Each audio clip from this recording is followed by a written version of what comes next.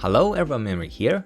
There is one good news and one bad news on the overall changes they've made to Witch on Reboot that was immediately obvious to me when I gave it my first look. The good news is there are a lot of changes, mostly buffs and improvements, and also we've received some new skills as well. The bad news is everyone has to kinda relearn the class-ish, while the class becomes a bit more complicated. Maybe to some of you this is a good news instead because it means now the class has more depth to it. But to me, I do prefer a more brain-dead playstyle because I'm playing with a high ping. Now in this video, I will be going through the key things that you want to know about the Witch Reboot with the new add-ons, combos, and skill choices that I personally think is the best to set and forget. This will be for both Awakening and Succession, and I'll be focusing mostly on PvP because, to be honest, the only thing you need to change for PvE is to change the human damage add-ons into monster damage add-ons, which will be in this video when I talk about the add-ons. This is mostly an update video to my Awakening and Succession guides, so I won't be going through every single details of how to play the class, as most of the information on my previous videos should still be somewhat valid. So if you need more information, check out those videos, which will be in the description. But unless you are completely new to the class, this video should be sufficient to learn about the new Witch. And as always, there will be timestamps down in the description. And if I got something wrong or if you have more info to add, comment down below and let's learn together. Anyways, let's start with probably the most exciting change, the new skills.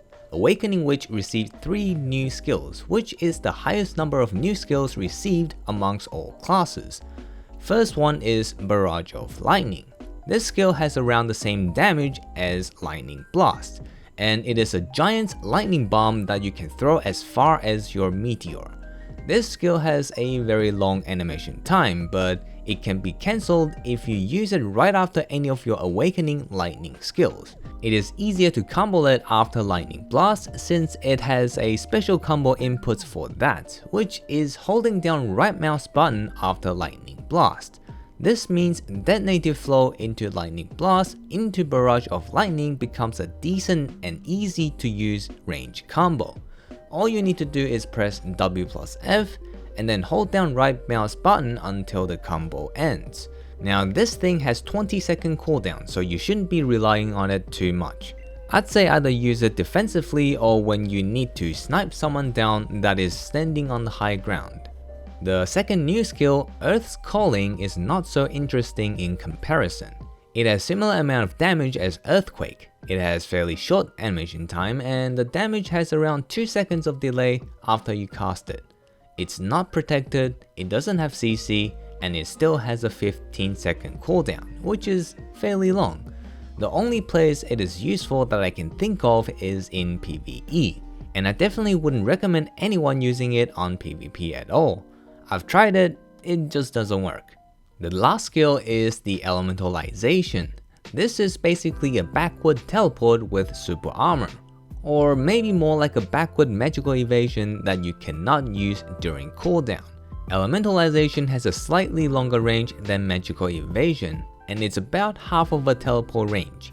It does have a fairly long animation time as a mobility skill, which is not so great, but at least it has super armor, so it is still decent to use. It does have a 15-second cooldown, so it should be used as your last resort for retreat. It is definitely the worst mobility skill out of the 3, but since Witch is one of the lowest mobility class in the game, any mobility is good mobility. But if you are not doing PvP, it is okay to put the skill points for Earth's Calling. Next up, Teleport now costs stamina instead of mana. So that means if you run out of mana because of Magic Shield, you can still teleport away to safety. This is true for Succession as well, which is a very nice change. Now let's have a look at some of the major changes to the rest of the skill kit. First, some of the skills has their flow skill fused into the main skill. For most of them, you won't feel much of a difference except for Fissure Wave. Beforehand, the core skill for Fissure Wave, which enhanced with Frontal Guard, does not work with the flow part of the skill, which is the explosion at the end of the skill. That means you can't take the flow skill for Fissure Wave if you want to fully utilize the core skill. Now that the flow skill for Fissure Wave has been fused with the main skill, there is no longer a protection gap at the end of the skill, which makes this core skill the best core skill to take in my opinion, since it essentially gives you a 3-second cooldown frontal guard, and this is true for both PvP and PvE. Next important thing to note is your 2 pet summons. Beforehand, no one really felt any difference between using one summon over the other. There isn't even much of a difference between actually using them or not. Now what they've done is, if you summon the lightning spirits, your voltaic and thunderstorm will be buffed. If you have the earth golems out, your equilibrium break and fissure wave will be buffed. How exactly is it buffed? I have no idea. This is the official information for the buff on the patch notes. As you can see, it doesn't really make much sense with the given information, but the most logical assumption is that it increases damage. So I used the stars and mob to compare the damage difference with and without the summons. What I did was hit the mobs with both lightning skills that are buffed, with the lightning spirits out, and then do it again with the earth golem.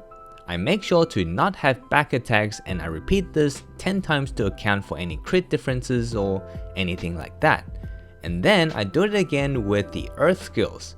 As it turns out, lightning skills received roughly 20% more damage with the lightning spirits out, and the earth skills received 0% more damage with the earth golems out. Yeah, I thought there was something wrong with my test, so I actually repeated the test again for both lightning and earth skills, and I still arrived with the same result. Combining this result with the official information, I concluded that if nothing is wrong with my test and it is not a bug, then the earth buff is mainly for increasing the attack range, and the lightning buff is for damage boost. Therefore, I think using the lightning spirits will be the better choice. Overall, the playstyle of Awakening Witch remains mostly the same. The extra damage skills definitely buff the PvE clear speed, and the extra mobility skill is very welcoming for PvP. But now you have to get in the habit of summoning the lightning spirits and also raising your crosshair every time you revive. You want to raise your crosshair so that it is easier to aim with your new range combo. That is your detonative flow, lightning blast, and barrage of lightning. Otherwise, more often than not, you will be aiming too far and you won't be hitting anything. Here is the skill add-ons for both PvP and PvE on Awakening Witch on the screen, and I will leave the skill tree down in the description below for both budget build and final build as well.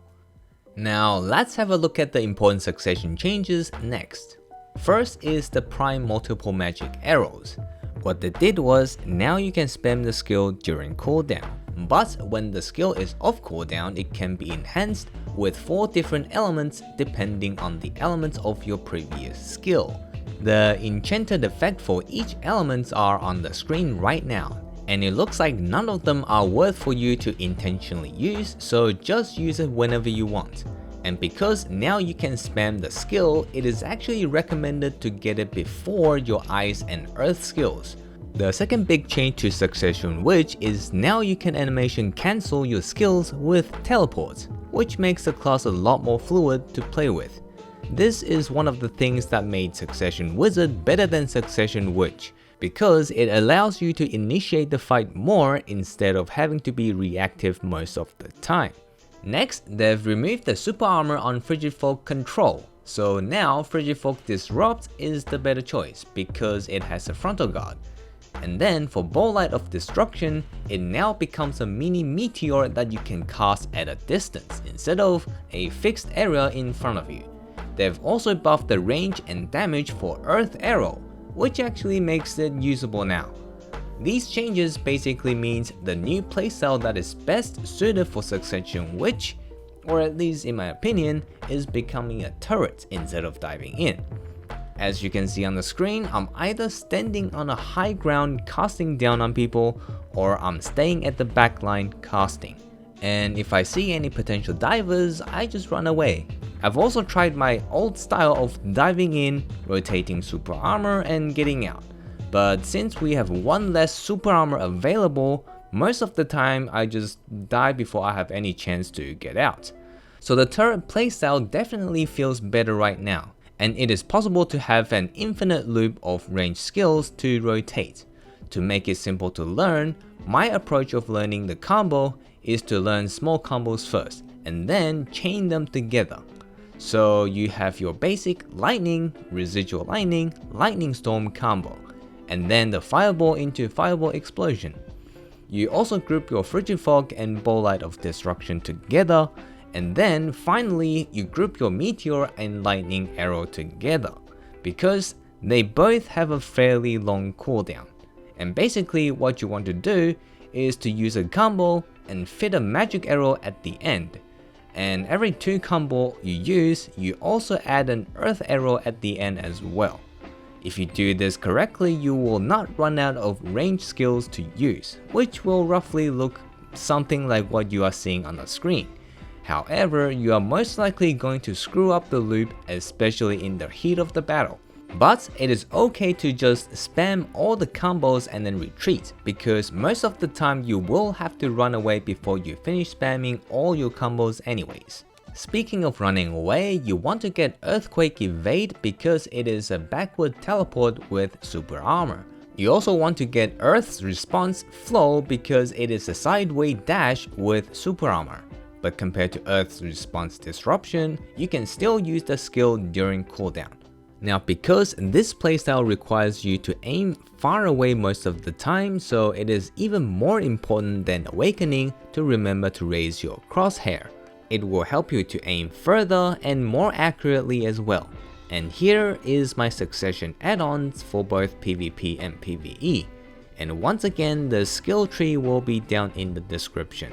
Overall for succession, I feel like it is in a better position than before, but you will need very high AP to actually feel its true potential. I'd say something like 305 or 309 AP. I'm currently sitting at 299 AP, and going against your average RBF players, this is not enough to feel comfortable.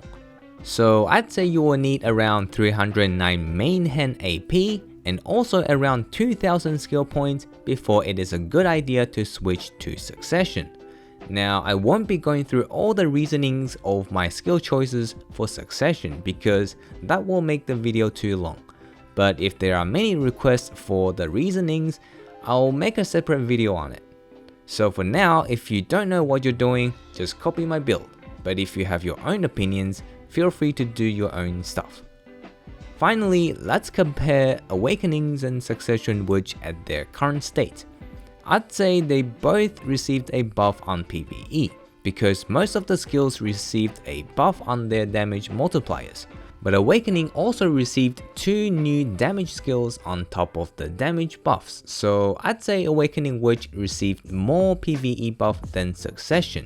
Awakening also requires less skill points, has more protected skills, and requires less inputs compared to Succession. So for PvE, Awakening is definitely the way to go. As for PvP, Succession becomes better as you acquire more gear. Like I mentioned earlier, because now you have more windows to safely deal damage as Succession Witch, once you have 309 AP, Succession Witch will definitely get you more kills than Awakening. If you don't have enough AP, then you will feel like you are CCing everyone at a distance without ever killing them. That means if you have a team, then it is still decent to play Succession in PvP with average gear if you don't care about getting kills and you're just there for the crowd control. Now, these AP requirements will most likely be different depending on whom you are going against, because I tested the skills in RBF, so 309 AP is the number I use to represent above average AP. 290 represent average AP, and anything below that is below average. Basically what I'm trying to say is, if you think you have above average AP, which is when you feel like you can easily combo someone from 100 to 0, then go for Succession, otherwise just stick with Awakening. Anyways, that's it for today. Subscribe and everything I should say at the end of the video as a content creator Hopefully you enjoyed it, and I'll see you in the next video. Peace.